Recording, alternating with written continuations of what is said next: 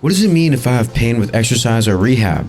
And should I stop if I experience any pain? Patients ask me these questions all the time, and though there is no simple answer, I'm hoping this video can provide some practical applications. Research tends to show us that measures of strength and function are slightly better when patients are allowed to train into pain versus stopping when there's any pain experienced. This should make sense, as training into pain should allow for usage of heavier weights. We see these in studies of hamstring strains, low back pain, Achilles tendinopathy, and much more. But I do want to emphasize that these are modest differences, and when looking at broader measures of just reported pain in general or return to sport at different time frames, we see little to no differences. So with this mixed information, I'll still generally allow patients to train into pain.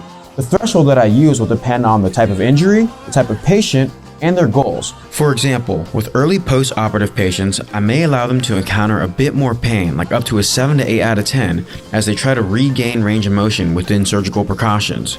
With hamstring strains, if it's early on in the injury, we'll have a lower pain threshold, but increase that pain threshold as rehab progresses. If a patient's goal is to improve strength like a powerlifter with patellar tendonitis or tendinopathy, I'll generally allow for a greater pain threshold. However, my two rules are that 1, you have to monitor pain the next day. If there's increased pain at rest, then we probably did a little too much. And rule number 2 is that we have to stay at or beneath the pain threshold during and immediately following exercise, as sometimes the response to exercise may hurt more than the exercise itself.